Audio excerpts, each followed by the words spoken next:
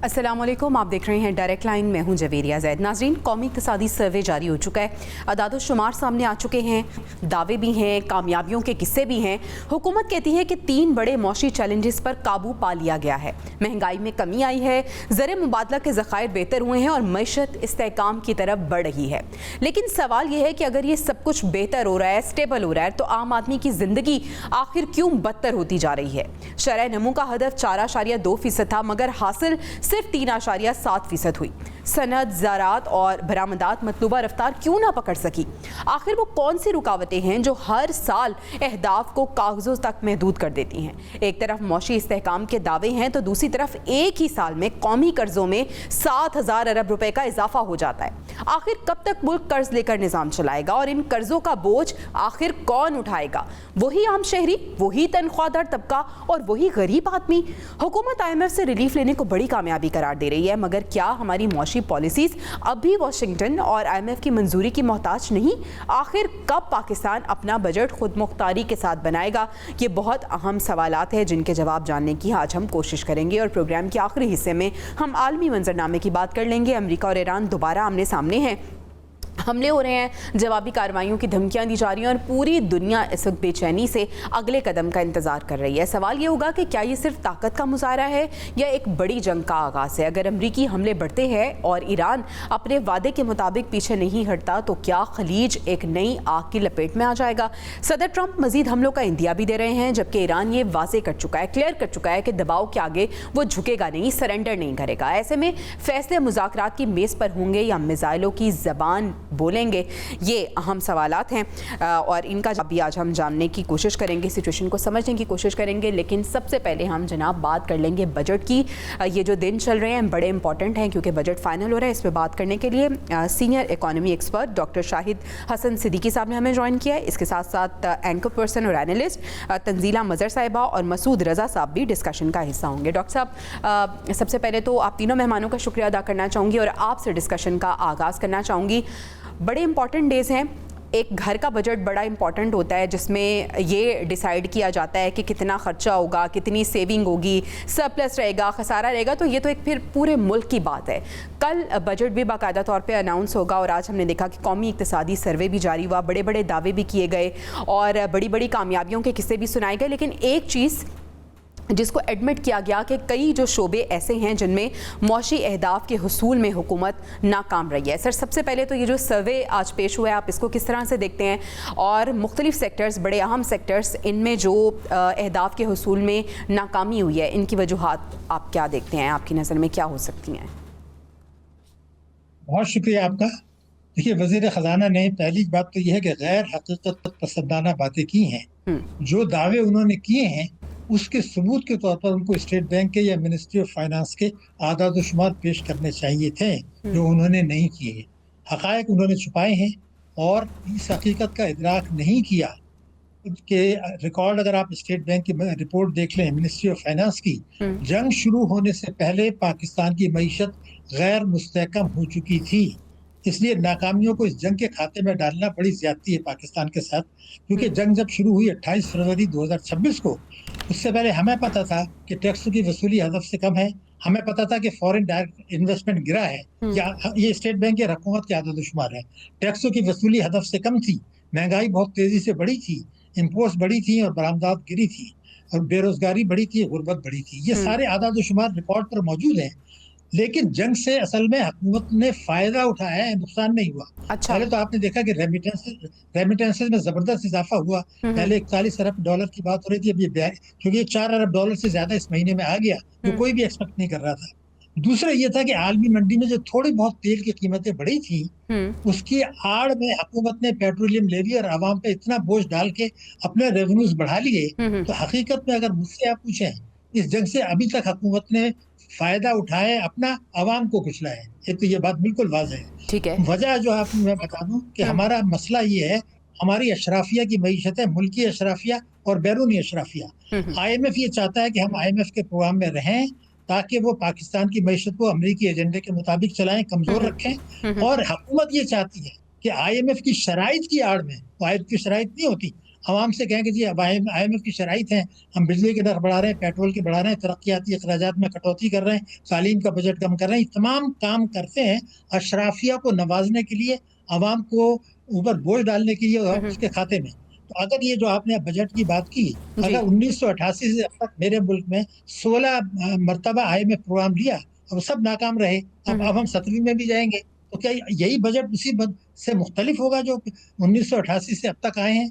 38 वर्षों में बिल्कुल वाज़ेह है, कुछ नहीं मिलने वाला आवाम को।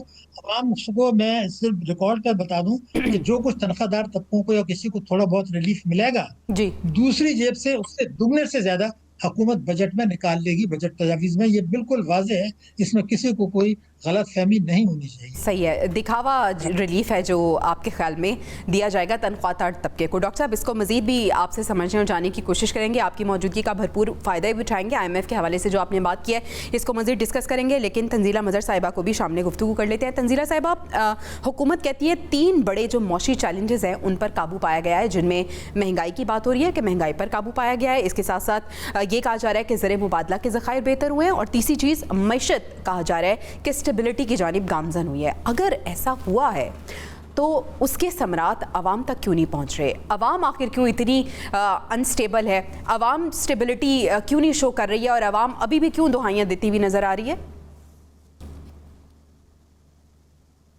देखिए, मेरा ख्याल है कि हुकूमत जिन इंडिकेटर्स की बात करती है ना, वो अपनी जो फाइनेंशियल मैनेजमेंट है, IMF से उनको लोन मिल गया, उसके ऊपर वो ढोल बजाते हैं। और जहां तक महंगाई कम होने की बात है, महंगाई कम तो नहीं हुई, महंगाई बढ़ने की शरह की रफ्तार कम हुई है। ये एक टेक्निकल चीज।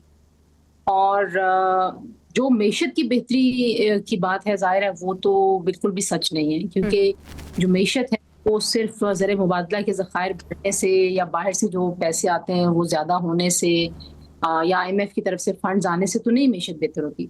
मेशत तो बेहतर होती है कि आपकी पैदावारी सलाहियत कितनी बेहतर हुई है, आपके यहाँ इंडस्ट्री कितनी बूम कर रही है, आपके यहाँ आप जो हैं वो अपने सेल्फ रिलायंस की तरफ कैसे जा रहे हैं।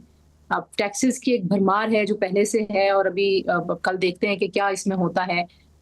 इस पे मजीद एक भरमार है जो शुरू की हो जाएगी, तो जाहिर है जो इंडस्ट्रियलिस्ट है वो पाकिस्तान छोड़ के जा रहा है। मेरा नहीं ख्याल कि हुकूमत जो है वो इसको एक आम आदमी के लेंस से देखने और अंडरस्टैंड करने की सलाहियत रखती है। शायद सलाहियत रखते हैं, लेकिन उनको सूट यही करता है कि वो इस तरह की बातें करें, अदाद शुमार का गोरख धंधा हमारे सामने रखें और कहें कि ये बेहतर हुआ, ये बेहतर नहीं हुआ। जो पाकिस्तान में इस वक्त खते गुर्बत से नीचे अफराद है, उनकी तादाद में मुसलसल इजाफा हो रहा है, बेरोजगारी में मुसलसल इजाफा हो रहा है, लॉलेसनेस में मुसलसल इजाफा हो रहा है। तो हम तो ये सूरत हाल देखेंगे जो ज़मीनी हकाइक हैं, क्योंकि जहाँ पे मईशत तरक्की कर रही होती है वहाँ पे फिर रोज़गार पैदा हो रहे होते हैं, वहाँ पे जो है वो जॉब्स जो है वो नए अपॉर्चुनिटीज़ क्रिएट हो रही होती है, वहाँ पे नई इंडस्ट्री लगी होती है और आवाम खुशहाल। तो यहाँ पे तो ऐसा कोई सीन मुझे नज़र नहीं आता। बिल्कुल सही। मसूद साहब, बहुत शुक्रिया, आपने भी हमें ज्वाइन कर लिया है। मुझे ये बताइएगा कि हमेशा बजट आने से पहले जो एक सादी सर्वे पेश किया जाता है और उसमें जो अदाद शुमार बताए जाते हैं वो अदाद शुमार बहुत मुख्तलिफ होते हैं। ऐसा लगता है कि वो तो बहुत ज़्यादा आइडियलिस्टिक सिचुएशन बयान कर रहे होते हैं, लेकिन ग्राउंड रियलिटी बहुत मुख्तलिफ होती है। ऐसा क्यों है कि अदाद शुमार में और जो ग्राउंड रियलिटी है उसमें बहुत फ़र्क होता है? अच्छा, देखिए, हुकूमत और क्या कहेगी अगर ये नहीं बताएगी कि हमने अच्छा काम किया है। उनका तो काम यही है। आपने खुद कहा लफ्जों का आदाद शुमार का गोरख धंधा, तो ये आदाद शुमार का गोरख धंधा ही होता है हर साल। ये जो हमारा एक बूम एंड बस्ट साइकिल है ना, ये उसी का वही सिलसिला चल रहा है इस वक्त भी। आज से आप 3 साल पहले देखें तो हमारी ग्रोथ नेगेटिव में चली गई थी, अब वो 3.7 की बात कर रहे हैं, 4% की बात कर रहे हैं, ये ऊपर जाएगी। लेकिन ये जा क्यों रही है? क्या हमारे यहाँ ज़राअत में बहुत ज्यादा तरक्की हुई है? क्या हमारे यहाँ इंडस्ट्री में बहुत तरक्की हुई है? सर्विसेज सेक्टर में बहुत ज्यादा तरक्की हुई है? ऐसा नहीं है। हमारे यहाँ नौकरियां कम हुई हैं, खते गुर्बत से नीचे लोग ज्यादा गए हैं। तो जो तरक्की और जो ज़र मुबादला की ज़खायरा में नजर आती है वो कर्जे की बुनियाद पर है। हम एक IMF प्रोग्राम में हैं, उस IMF प्रोग्राम की वजह से हम पर कुछ टाइट किस्म की पॉलिसीज हैं, उनको हम फॉलो कर रहे हैं और उसकी वजह से हमें दुनिया कर्ज दे रही है। तो रिकॉर्ड इजाफा हुआ है अगर किसी चीज में, तो वो इस दौर में कर्जों में हुआ है। तो कर्जों वाली मईशत से आप ये तवक्को करें कि वो आपको रिलीफ दे देगी, जबकि IMF ने कह दिया कि अब आप किसी किस्म की सब्सिडी नहीं दे सकते, लेकिन उसके बावजूद हम बेनजीर इनकम सपोर्ट प्रोग्राम जो है उसको मजीद बढ़ाने की बात कर रहे हैं जी। अब सूरत हाल ये है कि इस बजट में हमें एक और आउट ऑफ द बॉक्स जाके एक सोल्यूशन हमने निकाला कि हमने सूबों से पैसे जमा किए क्योंकि दिफा की जरूरियात हमें पूरी करनी है जी।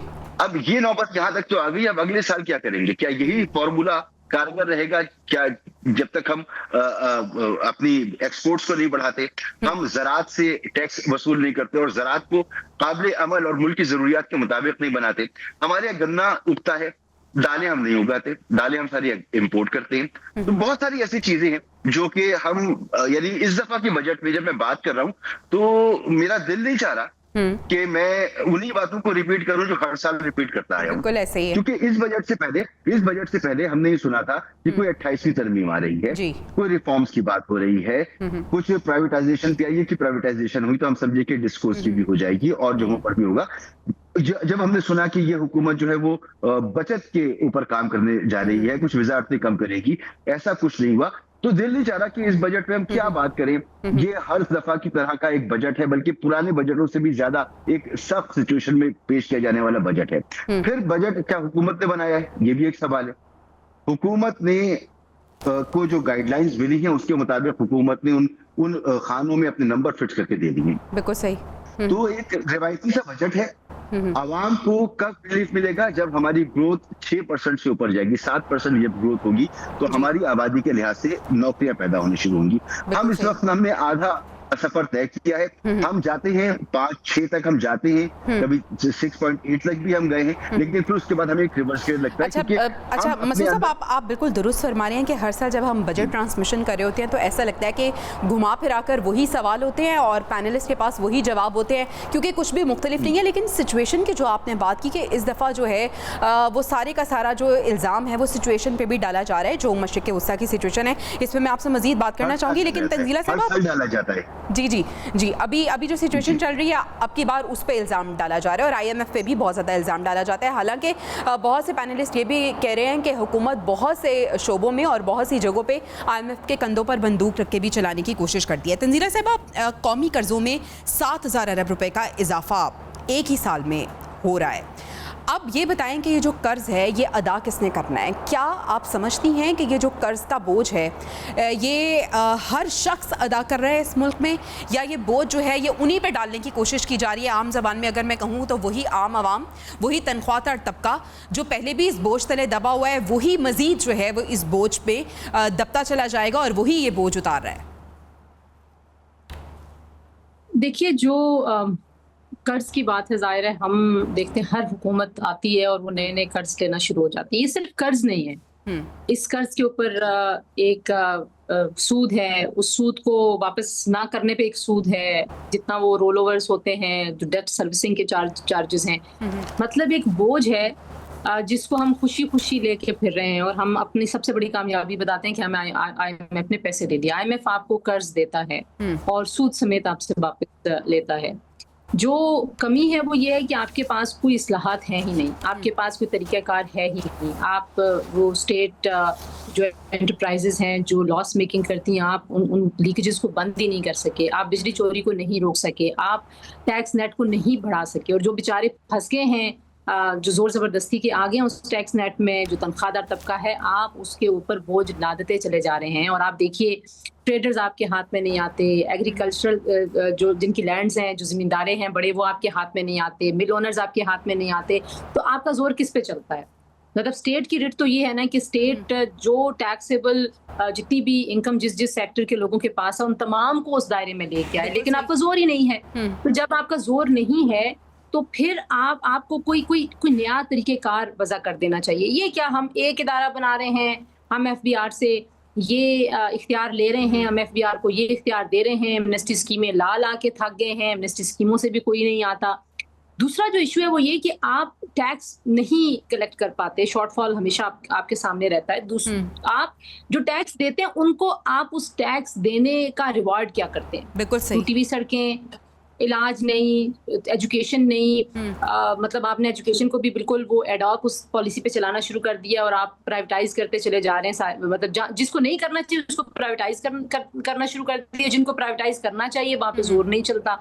तो मुझे ऐसा लगता है कि हमारा जो, आपके प्राइम पे शायद मैंने पहले भी ये बात की थी कि हमारा जो तर्ज हुक्मरानी है, जो सोच है हुक्मरानी करने की, हुक्मरान तबके की जो सोच है, उस पूरी को, और फिर आपको नई लीडरशिप चाहिए। नई लीडरशिप का रास्ता बंद है पाकिस्तान में, मुकामी हुकूमतें हैं नहीं। तो मतलब एक बीमारी है और उस बीमारी को ठीक करने के लिए 1000 बीमारियां जो है ना वो हमने उस बीमारी के साथ जोड़ दी हैं। तो अब ये बन गया है एक कैंसर। ये कर्जा हो, ये भी एक कैंसर है।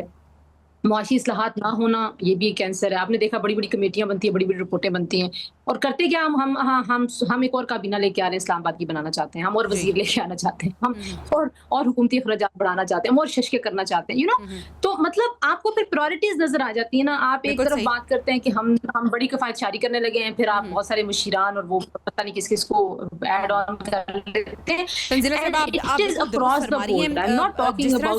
जब बात करते हैं तो हर साल मसूद साहब हम रिफॉर्म्स की भी बात करते हैं, हम इस्लाहात की भी बात करते हैं, लेकिन क्या वजूहात हैं कि ये जो इस्लाहात हैं ये हम नाफिज नहीं कर सकते, ये रिफॉर्म्स हम लेके नहीं आते? और हर साल अगर हम ये बात कर रहे हैं, अगर माहिर मईशत ये बात कर रहे हैं कि इन सेक्टर्स में रिफॉर्म्स होने की ज़रूरत है, इन सेक्टर्स में इस्लाहात लाने की ज़रूरत है, हुकूमत को अपनी शाखर्जियाँ ख़त्म करने की ज़रूरत है या मिनिमाइज़ करने की ज़रूरत है, तो क्या वजूहात है कि ना तो हम रिफॉर्म्स लेके आते हैं, ना इस्लाहात लेके आते हैं, और ना ही हम शाखर्जियाँ अपनी ख़त्म करते हैं? देखिए, अगर इस मुल्क में रिफॉर्म्स होती हैं और हम दुरुस्त सिमत में चलते हैं तो इसका फायदा किसको है? मुझे है, आपको है, इस मुल्क के गरीब आवाम को है, मिडिल क्लास तबके को है। लेकिन ये रिफॉर्म्स जिनको करनी है, अगर वो रिफॉर्म्स कर देते हैं तो नुकसान तो उनको है जिनकी इंडस्ट्रीज हैं, जिनकी जिम्मेदारियां हैं। इंडस्ट्रीज वाले तो शायद सुख का सांस नहीं, कुछ अगर कुछ रिफॉर्म्स हो जाएं, जिनकी जिम्मेदारियां हैं, जो कारोबार करते हैं, जो रिटेल के शोबे से वाबस्ता हैं, या इस तरह के जो लोग हैं, तो वो अपने ऊपर टैक्स क्यों लगाएंगे? उन्होंने कभी नहीं लगाया। ज़राअत का पाकिस्तान की जीडीपी में 22% हिस्सा है और टैक्स कलेक्शन है 1%। जी। और फिर ये ज़राअत सिर्फ ये नहीं कि 1% कलेक्शन है। जब आप बीज देते हैं तो आपको सब्सिडी मिलती है, आप खाद खरीदते हैं आपको सब्सिडी मिलती है, वो खाद जिस कारखाने में बनाई जाती है उसको सब्सिडी मिलती है, जो आप मशीनरी इंपोर्ट करते हैं उस पर सब्सिडी मिलती है, फिर जब आप अपनी फसल बेचते हैं तो उस पर सब्सिडी मिलती है, फिर आपको आसान कर्जे मिलते हैं, और आसान कर्जे अगर खुदा ना खास्ता कोई क्लाइमेट चेंज की वजह से कोई मसला हो, बारिश सैलाब वगैरह कुछ आ जाए, तो वो कर्जे आपको माफ भी हो जाते हैं। तो इतनी सारी मराहत देने के बाद आप 1% टैक्स देते हैं, किस तबके से? उस तबके से, क्योंकि असेंबली में इस वक्त 60% असेंबली जो है वो जमींदारों पे मुश्तमिल है जी, तो वो कभी अपने ऊपर टैक्स नहीं लगाते। फिर रिटेल से वाबस्ता ये तबका है, क्योंकि आप समझते हैं कि वो हमारा वोट बैंक है, आप उनको कभी टैप नहीं करते। आप कभी, टेक्नोलॉजी का इस्तेमाल होता है पूरी दुनिया में, आपको डोर टू डोर जाके कलेक्शन नहीं करनी होती है, आप वो सिस्टम ही इम्प्लेस नहीं करते। सिस्टम इम्प्लेस कर देते हैं तो उसके पीछे बैक सर्वर में जाकर आप हेरा फेरी करने के लिए कोई विंडो खुली रखते हैं। तो ये जो सिस्टम चल रहा है, मैंने पहले भी आपके साथ गुफ्तगू में कई मरतबा कहा है, जो सिस्टम इस वक्त मुल्क में है, सिस्टम चलाने वालों के लिए द बेस्ट सिस्टम है। परेशानी मुझे और आपको है, बिल्कुल सही, ना तो हमारे पास फैसले का इख्तियार है, ना हम इसके अलावा कुछ कर सकते हैं कि 2 लफ्ज बोल लें।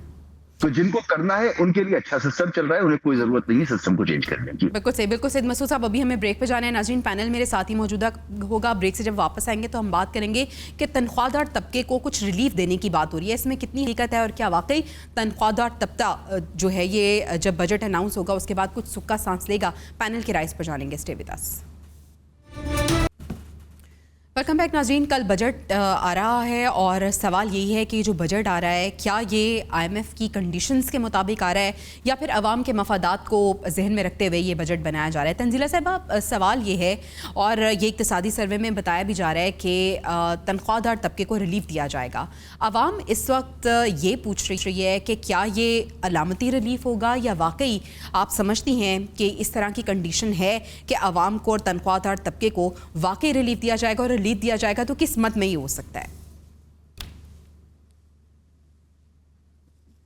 मेरा ख्याल है कि कोई कोशिश तो की जाएगी, शायद तनख्वाहदार तबके के जो स्लैब्स हैं टैक्स के वो कम होंगे। मेरी कुछ लोगों से, कुछ एक्सपर्ट्स से बात हो रही थी, बहुत ज्यादा कुछ उसमें कमी नहीं होगी, कोशिश ये करेंगे कि स्लैब्स इस तरह से करें कि जो वो बढ़ाना चाहते हैं अक्रॉस द बोर्ड सब लोगों पे शायद उस तरह से ना बढ़ाएं। लेकिन जाहिर है टैक्स बढ़ेगा, ऐसा नहीं है कि टैक्स जो है वो कम होगा, क्योंकि टैक्स का जो हदफ है वो उन्होंने अचीव करना है और उसमें जो सबसे बड़ा उनके पास कंट्रीब्यूशन आता है वो आते ही तनख्वाहदार तबके से है।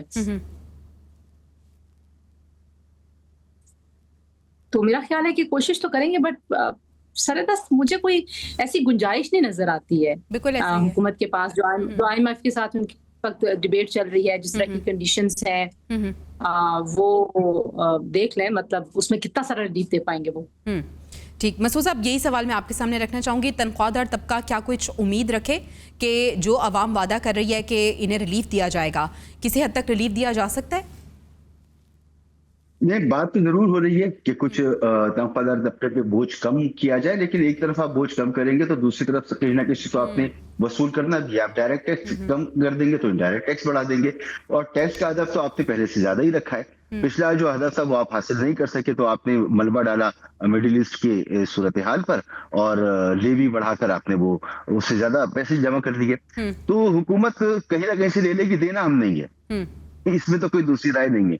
पैसा तो हम नहीं देना है, टैक्स हम नहीं देना है, हुकूमत के खसारों को हम नहीं पूरा करना है। ना तो आपको शाखर्चियां खत्म होती नजर आएंगी। आपने कहीं देखा कि वो जो वजारतें जिनका मैंने अभी जिक्र किया था वो खत्म हुई, या कोई प्राइवेटाइजेशन हो गई, या कोई गैर मुल्की दौरे कम हो गए, कोई आनिया जानियां खत्म हो गई, कोई प्रोटोकॉल में कमी आ गई, कुछ भी तो नहीं है, उसी तरह से सब चल रहा है।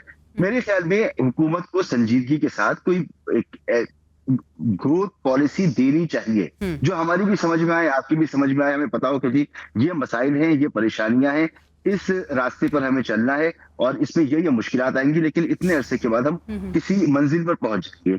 लेकिन जहां हुकूमतों को ये पता हो कि जी हमने तो पता नहीं कब तक रहना है, कब तक नहीं रहना, एक अनसर्टेनिटी मौजूद हो, तो ना हुकूमतों के लिए पॉलिसी बनाना मुनासिब होता है, उनके लिए मुमकिन होता है, ना ही इन्वेस्टर के लिए आना मुमकिन होता है। इन्वेस्टर ऐसी जगह पे नहीं जाता जहां पर इंसाफ ना मिलता हो, जहां पर सिस्टम स्टेबल ना हो।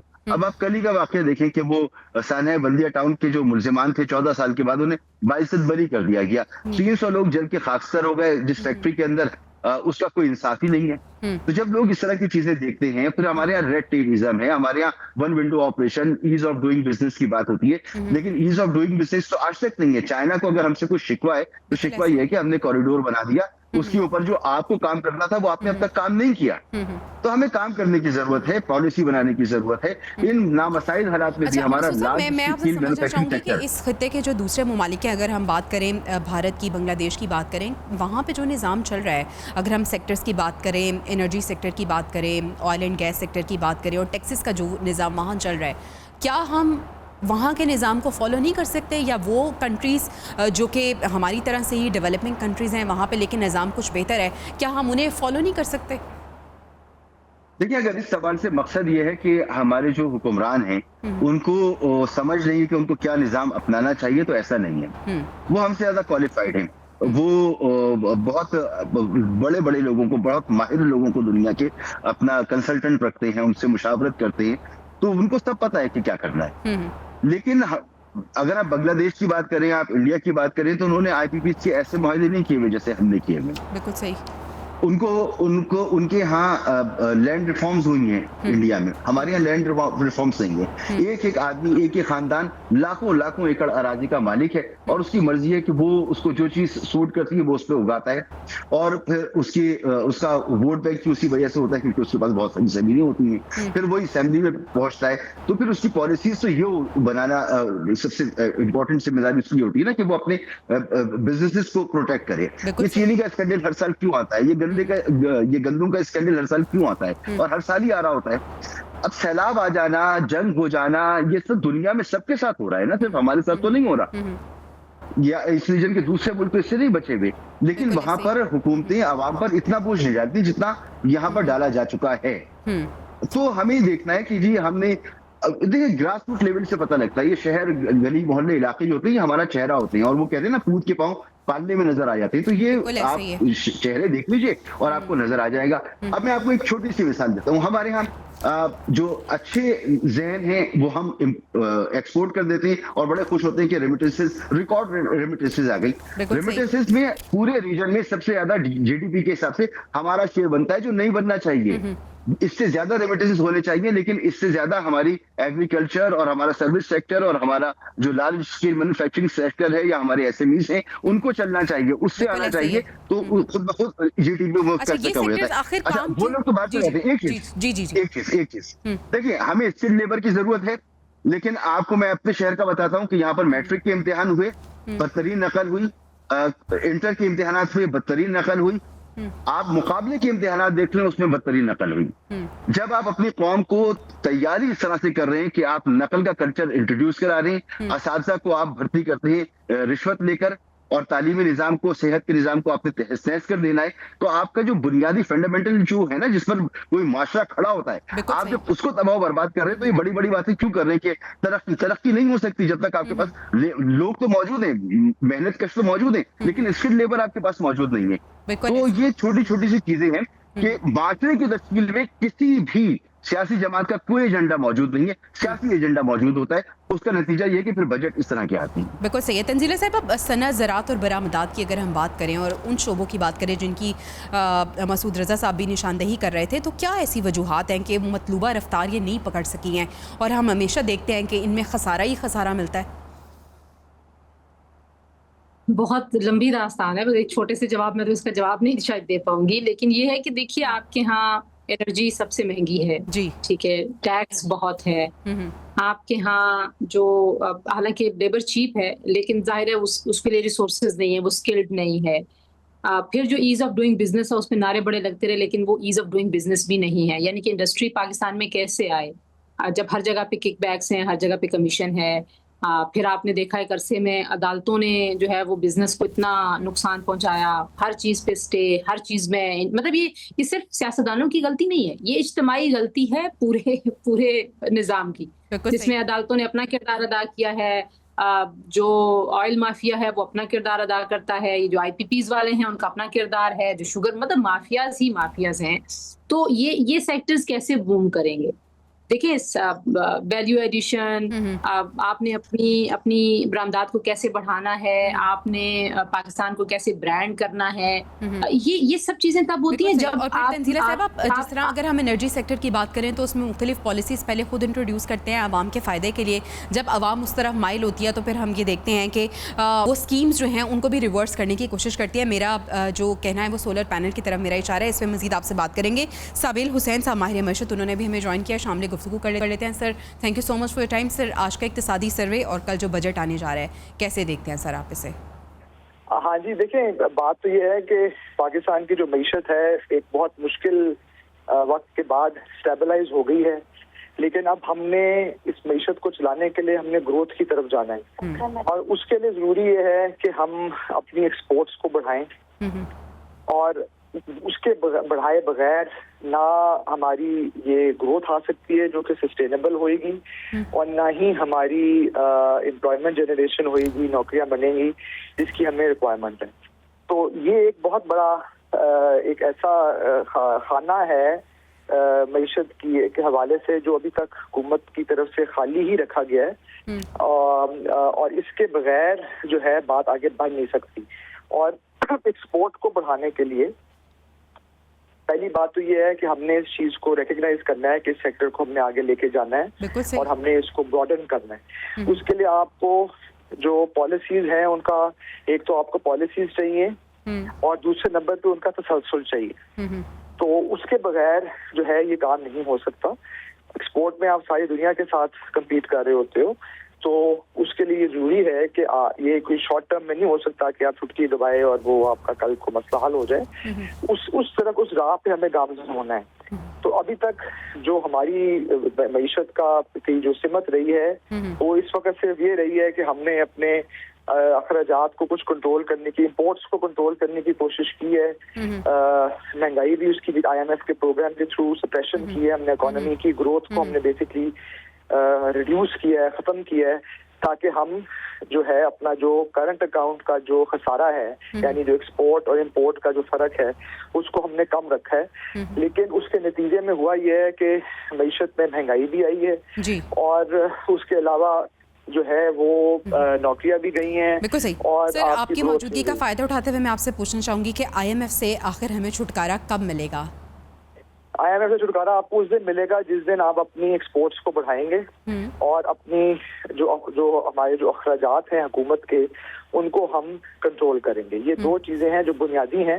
IMF के पास हम इसीलिए जाते हैं जब हमारे हुकूमत का खसारा जो यानी हुकूमत की जो एक्सपेंसेस हैं और जो उसका रेवेन्यू है उसके दरमियान जब फर्क बढ़ जाता है और जो हमारा एक्सपोर्ट और इम्पोर्ट का जो फर्क है जब वो बढ़ जाता है तो तब हम IMF के पास जाते हैं और उनसे हम पैसे मांगते हैं कि जी उस खसारे को किस तरीके से पूरा करें। और फिर IMF हमें कहता है अच्छा ठीक है हम आपको पैसे देंगे लेकिन अब आप अपना खसारा कम करें। और खसारा कम इस तरीके से वो करते हैं कि वो आपकी ग्रोथ को खत्म करते हैं। वो कहते हैं ठीक है अपने खर्चे काटो, अपनी इम्पोर्ट घटाओ और टैक्स लगाओ और उसके नतीजे में फिर वो चीजें हमने स्टेबलाइज तो कर ली लेकिन अब ग्रोथ की तरफ जाना जरूरी है। 3 साल हो चुके हुए हैं और ग्रोथ सस्टेनेबल ग्रोथ की तरफ जाना है। वो वाली ग्रोथ पे नहीं जाना कि बस आप जल्दी जल्दी इम्पोर्ट बढ़ा लें और उसके बाद एकदम दोबारा पटाखा बच जाए और आप दोबारा फिर IMF के पास भागे हुए चले जाए। बिल्कुल सही, बिल्कुल सही। आई रियली वंडर तंजीला साहिबा कि जब भी हम बात करते हैं बजट के हवाले से तो हमारे पास क्वालिफाइड इकोनॉमी एक्सपर्ट्स भी मौजूद होते हैं, हमारे पास क्वालिफाइड पॉलिसी मेकर्स भी मौजूद होते हैं, लेकिन ये पॉलिसीज़ जो हैं ये या तो बनती नहीं है या फिर उसकी इम्प्लीमेंटेशन नहीं होती है। आपसे मैं आपका जवाब जो है वो उसको कंप्लीट करवाना चाहूँगी। सोलर पैनल के हवाले से हम बात कर रहे थे, एनर्जी सेक्टर की बात कर रहे थे, ये कंप्लीट कीजिएगा फिर हमें ब्रेक पे जाना है। देखिए जिन पॉलिसीज की आप बात करी ना वो पॉलिसीज जो हैं वो किसी एक सोची समझी स्कीम से निकल के नहीं आती ना। वो किसी एक खास सेक्टर को थोड़े वक्त के लिए फायदा पहुंचाने के लिए आती हैं, फिर कोई और सेक्टर है उसको फायदा पहुंचाना है, फिर आप एक जगह से लेते हैं बेनिफिट उसको दे देते हैं। प्रॉब्लम ये है कि ये सब एडॉकिज्म पे चल रहे हैं। मतलब हर एक हुकूमत आती है वो अपना वो कहते हैं ना डांग टपाओ, थोड़ा सा वक्त गुजर जाए, अच्छा गुजर जाए, मतलब बेल आउट पैकेजेस से गुजारा कर लेंगे, IMF से कर्जा लेके गुजारा कर लेंगे जी।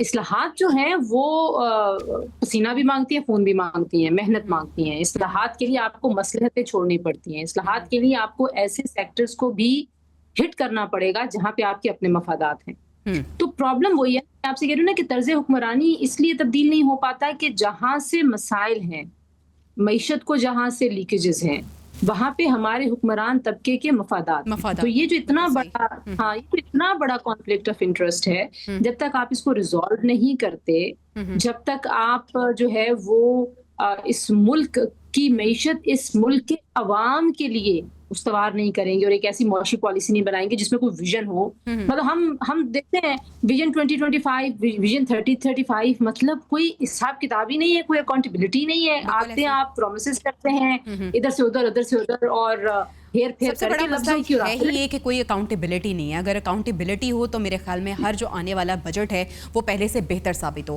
तंजीला साहिबा और मसूद साहब हमारे साथ ही मौजूद हैं। नाज़रीन अभी हमें ब्रेक पे जाना है, ब्रेक से वापस आएंगे तो हम आलमी मंजरनामे की बात करेंगे। वो मंजरनामा पूरी दुनिया की नज़रें उस पर है और पूरी दुनिया की मईशत को भी डिस्टर्ब किए हुए है, इंक्लूडिंग पाकिस्तान। आलमी मंजरनामा क्या कह रहा है, पैनल की राय जानेंगे। Stay with us. Welcome back नाज़रीन। आलमी मंजरनामे की बात करते हैं, ईरान अमेरिका कशीदगी की बात कर लेते हैं। मसूद साहब, डोनाल्ड ट्रंप एक तरफ ये कहते हुए नज़र आ रहे हैं कि आज रात ईरान पर मजीद हमले होंगे, दूसरी तरफ अभी कुछ ही देर पहले एक इंटरव्यू उन्होंने दिया और वो कह रहे हैं कि हमारी बातचीत भी चल रही है। ये क्या हो रहा है? डोनाल्ड ट्रंप और ईरान की क़यादत की अगर हम बात करें, किस जानिब ये जाते हुए नज़र आ रहे हैं, कशीदगी की तरफ या मामलात बेहतरी की तरफ आप देख रहे हैं? देखिए, इसकी तवक्को थी कि एक बड़ा हमला होगा और वो बड़ा हमला हो रहा है इस वक्त ईरान के ऊपर और ईरान उसका जवाब दे रहा है। डोनाल्ड ट्रंप कह रहे हैं कि ईरान तस्लीम कर ले अपनी शिकस्त और इब्राहिम रईसी जो तर्जुमान है ईरानी हुकूमत के, वो कह रहे हैं कि अमेरिका को अपनी शिकस्त तस्लीम कर लेनी चाहिए। दोनों अपनी शिकस्त तस्लीम करने पर तैयार नहीं है तो ये जंग ना ईरान जीत सकता है ना अमेरिका जीत सकता है, तबाही जरूर हो सकती है। ये सिलसिला यूं ही चलेगा, आखिरकार मुआहदा होना है। पाकिस्तान और कतर फिर एक्टिव हो गए, देखें क्या हल इसका निकलता है। बहरहाल वो कह रहे हैं कि खालक जजीरे पर उनको कंट्रोल चाहिए डोनाल्ड ट्रंप को, तो ग्राउंड इन्वेजन बहुत मुश्किल होगा। वक्त ज्यादा नहीं है कि मैं इसकी मजीद तफसील में जाऊं, तो मेरे ख्याल में ये मामला इसी तरह चलेगा और फिर मुज़ाकरात की मेज पर ही आना होगा। अच्छा तंजीला साहिबा, आप क्या समझती हैं कि डोनाल्ड ट्रंप जो फेस सेविंग चाहते हैं और कुछ दिन पहले जो उन्होंने कहा था कि हम फतह हासिल कर चुके हैं, ऐलान करना चाहते हैं, खालिक जजीरे पे फतह हासिल करके क्या वो वही ऐलान करना चाहते हैं? मेरा ख्याल है कि उनको कोई एक विक्ट्री का नोशन तो चाहिए। उनको विक्ट्री का नोशन कैसे मिलता है? या तो उनकी को बहुत बड़ी जो डिमांड है वो ईरान मान ले, ईरान की तरफ से तो ऐसी दचक का मुजाहिरा नहीं किया जा रहा। लेकिन मेरा ख्याल है कि अगर वो एग्रेशन को जारी रखेंगे, जारियत जारी रहेगी, तो फिर दोबारा से मामला जंग की तरफ जाएंगे। ईरान कह रहा है कि हम जंग नहीं चाहते, लेकिन मुतालबात जो हैं वो इज्जत नफ्स और एहतराम के दायरे में होने चाहिए।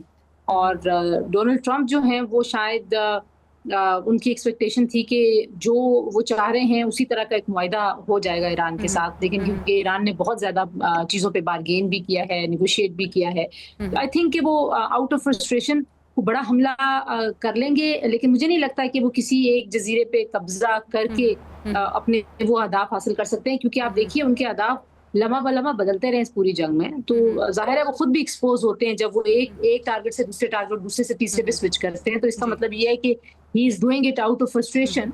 उनके पास कोई वाज़ेह अहदाफ नहीं है जो वो हासिल करना चाहते थे। इंटरनली ईरान को कमजोर करना, वहां से तकसीम करना, वो तो उनको हासिल हुआ नहीं। तंजीला साहब, शॉर्ट आंसर दीजिएगा। ईरान जब जवाबी हमला करता है तो खलीजी ममालिक यकीनन उससे मुतासर होते हैं, तो क्या वो प्रेशर जो खलीजी ममालिक की तरफ से अमेरिका पे है, क्या वो कुछ काम करेगा? मेरा ख्याल है कि अमेरिका ने बहुत लूज किया है इस पूरी जंग में। उनके तमाम जो इत्तेहादी हैं वो देखें, अमेरिका इसराइल को बचाने के लिए तो आएगा, लेकिन खलीजी ममालिक को बचाने के लिए नहीं आएगा। वो जो एक सिक्योरिटी की श्योरिटी अमेरिका ने दी हुई थी इन ममालिक को, वो सिक्योरिटी की श्योरिटी खुद अपनी बहुत मर गई है इस पूरी जंग के दौरान। तो आप देखेंगे जब ये तनाज़ा असल में हल हो जाएगा तो एक बहुत बड़ा पैराडाइम शिफ्ट आप देखेंगे इन सिक्योरिटी एश्योरेंसेस के हवाले से गल्फ कंट्रीज, ये खलीजी ममालिक। बिल्कुल सही, बहुत शुक्रिया तंजीला। मज़र साहिबा हमारे साथ मौजूद थी, मसूद रज़ा हमारे साथ मौजूद थे। नाज़रीन, आलमी मंजरनामे की सूरत हाल जो है वो हर गुजरते लम्हे हमें ऐसा लग रहा है कि कुछ कशीदगी की तरफ जाती हुई नज़र आ रही है। पाकिस्तान ऐसे में भरपूर सालसी का किरदार अदा कर रहा है और हम उम्मीद करते हैं कि पाकिस्तान का जो सालसी का किरदार है वो कामयाबी से हमकनार हो। प्रोग्राम से इजाज़त दीजिए, कल आपसे इंशाल्लाह दोबारा मुलाकात होगी और तब तक यकीनन बजट भी आ चुका होगा। तो बजट में आम आवाम के लिए क्या होगा, मुख्तलिफ सेक्टर्स के लिए कितना बजट एलोकेट किया जाएगा, अपने पैनल की राय उस पर भी जानेंगे और आपसे वो तमाम तर सूरत हाल जो उसे शेयर भी यकीनन करेंगे। Stay with us.